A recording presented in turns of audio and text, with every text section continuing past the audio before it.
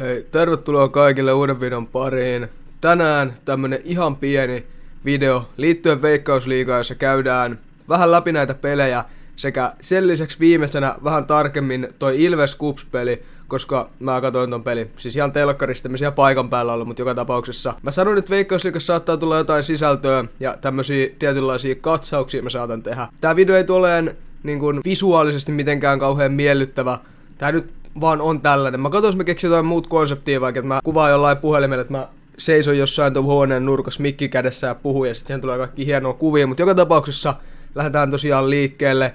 Inter VPS, hyvin tämmönen antiklimaattinen kauden avaus Veikkausliigalle päiväpelille, eli 0-0 tulos. Tosta pelistä ei oikeastaan ollut mitään sanottavaa, tosin ehkä olisi voinut odottaa, että Inter olisi tosta voiton käynyt hakee, kuitenkin puhutaan joukkueesta, jota on uumoiltu sinne, top 3 ainakin, mutta tällä kertaa ei pystynyt kaataa VPS:ää. Ja siis joo, mulla ei oikeastaan tästä pelistä yhtään mitään muuta sanottavaa. En kattonut tätä peliä, en ole nähnyt highlightteja, en ole nähnyt yhtään mitään, joten ehkä voidaan siirtyä tästä eteenpäin sitten vähän isompi tuloksiseen peliin, jossa toisensa kohtas HJK sekä SJK. Ja HJK kävi nappaa 5000 ihmisen edessä. Aika vakuuttava 3-0 voitto ja kiva, että sinne saatiin kanssa noin paljon porukkaa. HJK:n katsoja keskiarvo 6200 viime kauden Veikkausliigasta ainakin ton statistiikan mukaan. Sitten maalintekijät klubille tosiaan Eze, Pukki sekä Mero ensimmäisellä Veikkausliigan maalillaan. Veikkaan, että Ezehi ja Meroa tullaan tällä kaudella näkemään vielä todella paljon enemmänkin verrattuna aikaisempiin kausiin. Ezehihän on tietysti klubissa ollut koko ammattilaisuransa, mutta kuten täältä voidaan nähdä, niin aikaisemmilla kausilla ei ihan liikaa ole vastuuta tullut. Täällä on 10 peliä, 13 peliä ja 13 peliin 198 minuuttia. Niin todella pieni määrä noin moneen esiintymiseen. Nappas kuitenkin maali ja syötön tässä pelissä, joten kausi siis lähti tosiaankin hyvin käyntiin. Tätäkään peliä en kattonut, en osaa tästä mitään sen enempää sanoa, mutta näyttää siltä, että aika suvereenisti HJK olisi homma hoitanut.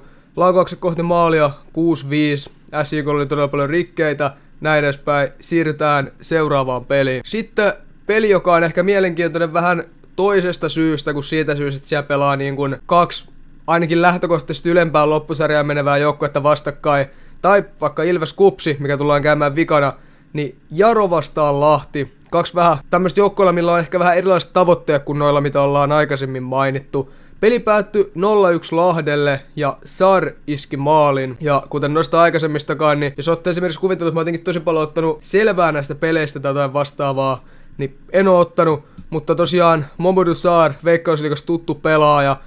Mä muistan viime kaudella mä en kattonut Veikkausliigaa paljon, koska mä olin Intissä, mutta 2-4 kaudella mä katsoin todella paljon Veikkausliigaa. Ja muistuu kyllä mieleen Knistanin riveistä Mamadou Sarr siltä kaudelta. Useamman Knistanin pelin katoin silloinkin. Mutta tosiaan iski Lahdelle ratkaisevan maalin tuohon ekan puoliajan loppuun. Jos sitten pitäisi jotain statseja tästä pelistä katsoa, niin laukaukset aika tasan, rikkeet aika tasan. Muutenkin niin kuin tämmöisten yleisten statsien valossa näyttää peli olleen aika tasainen, mutta mitä se on sitten todellisuudessa ollut, en osaa yhtään sanoa. Seuraavaksi olisi sitten tää mun mielestä koko päivän mielenkiintoisin peli. Mielenkiintoisin peli ainakin lähtöasetelmansa kannalta, mutta käydään sitä ennen tosi nopeasti läpi vielä Knistan vastaan Oulu. Ja Maarianhamina pelissä 1258 katsojaa. Tästä pitikin mainita se, että muistaakseni Maarianhaminalla on niiden stadionin kanssa jotain ongelmia näiden uusien rekisteröintisääntöjen takia. Maarianhaminalta tosiaan löytyy joku noin 1600 katettua istumapaikkaa, jos mä nyt muistan miten tää sääntö oikein menee. Ja niitä vaadittais 2500. Mitä Maarianhamina tekee, ei mitään tietoa. Mun mielestä ne on mahdollisesti puhunut jopa muuttamisesta pois, mutta se nyt kuulostaisi tosi epätodennäköiseltä ja ihan viimeiseltä ratkaisulta.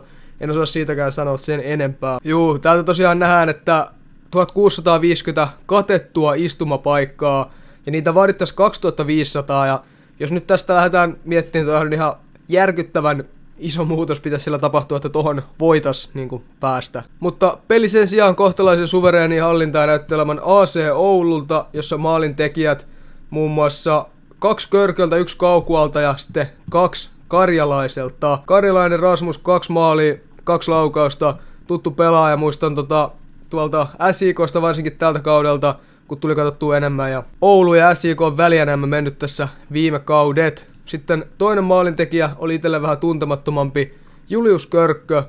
AC Oulussa pelannut jo pari kautta, ei ole itselle niin tuttu pelaaja. Tosin noiden statsien valossa ehkä pitäisi olla. Kyse on kuitenkin 2006 syntyneestä pelaajasta. Jotain muuta, mitä tästä pelistä voisi sanoa, niin taas kerran käydään katsoa nämä perusstatsit täältä, vaikka nämä nyt ei paljonkaan meille kerro.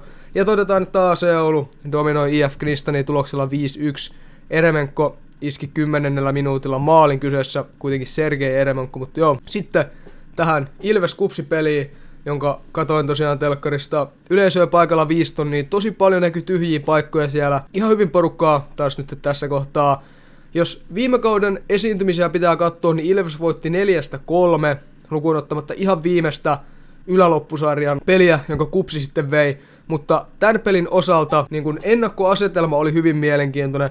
Ilves nyt lähtee tietysti tavoittelemaan taas kerran todella korkeata finissausta, kenties vihdoin sitä Veikkausliigan mestaruutta, mitä on väläytelty tavoitteena jo muutaman vuoden ajan. Selostaja mainitti tämmöisestä 3-vuotissuunnitelmasta, jonka viimeinen kausi alkaa nyt, joten siitä voisi ehkä päätellä, että tällä kaudella jotain pitäisi tapahtua. Sitten sen sijaan taas Kupsi, joka pelasi ihan uskomattoman, voisi sanoa, että eurotalven, ja nyt 2 kertaa voittanut Veikkausliigan putkeen, ja olennaisesti näin hyvä pelaaminen johtaa siihen, että parhaat pelaajat siirtyy muualle, koska ne voi päästä parempiin joukkueisiin pelaan. Tästä syystä todella erilainen Kupsi, niin kuin pelaajamateriaaliltaan nähtiin, kuin mitä esimerkiksi viime kaudella. Todella iso ero, mutta Kupsi näytti silti vahvalta. Mä kirjoitin tästä pelistä itselleni ihan muistiinpanot, mä en löydä niitä enää, mä poistin ne vahingossa tai jotain vastaavaa. Mutta tosiaan peli päättyi 3-1, maalintekijät Pennanen, todella hienolla boksin ulkopuolelta tulevalla niin kuin maan kautta pomppaavalla laukauksella. Sitten Moreno, ihan perus tommonen maalintekijän maali. Ja sen lisäksi Arma 56 minuutin kohdalla kävi iskeen vielä 3-0 tulokseen, ja Hytönen, jolla oli pelissä todella paljon paikkoja, iski sitten 90+1 kavennuksen. Ja Hytöselle selvästikin haetaan niin kuin erilaisia keskityksiä, palloja tonne boksiin todella paljonkin.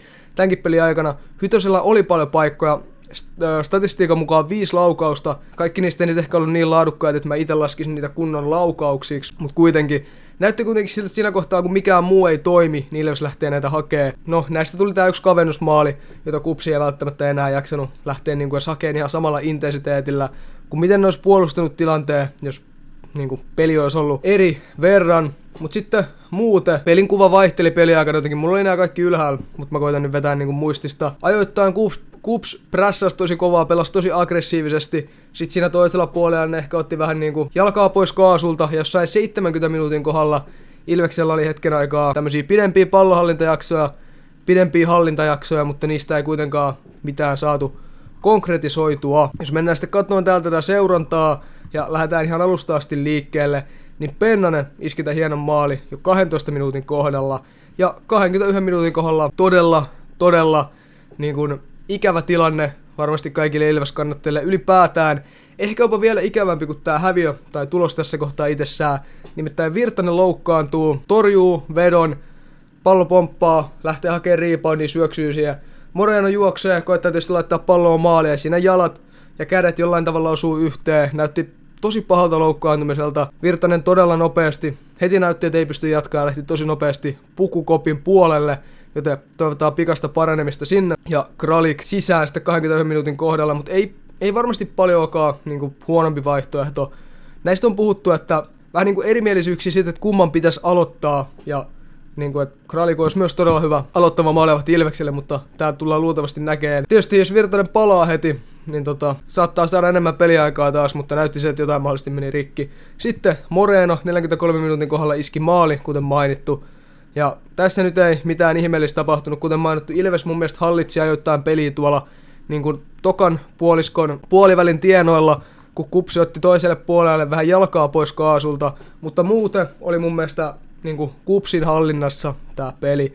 Armahi iski 57 minuutilla 3-0 maalin. Armahi pelasi kyllä niin kuin todella hyvä pelin. Sitten Ilveksen vaihot Kilo ja Raab mun mielestä myös ensimmäiseen Ilves-pelinsä.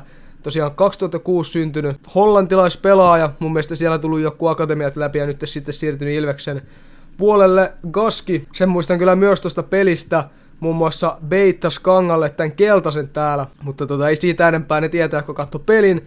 Ilves otti vielä Baranovin kentälle 84 minuutin kohdalla, tosiaan Hytönen kävi iskeen kavennuksen tuolla ihan pelin lopussa, mutta aika laiha lohtu. Peli vihellettiin poikki sitten heti, kun siitä KuPS antoi aloituspotkun tämän tilanteen jälkeen. Laukaukset aika tasoissa kohti maalia, 4-7. Ja mä väittäisin, että noista Ilveksen laukauksista vielä pari, tai ainakin yksi oli semmosia Hytösen heikkoja puskuja, jotka maalivahti vaan koppas todella helposti. Ja näistä nyt ei oikeastaan muuta sanottavaa näistä statistiikoista. Torjunnat 4-3 Ilveksen puolelle. Ikävä häviö, vaikka ei mikään niin kuin täyspäiväinen Ilves-fani olekaan, niin kuin ehkä tuolta väärä puoli. Tuolta voitte nähdä, niin jalkapallossa kyllä kannata Ilvestä. Tosin ykkösessä TPV ja Tampere United pelaa nyt samaan aikaan. Ja 29.5. Kaupissa Tampereen derby on koita mennä katsoa livenä paikan päälle. Katsotaan miten sitten oikeasti tulee tapahtuun.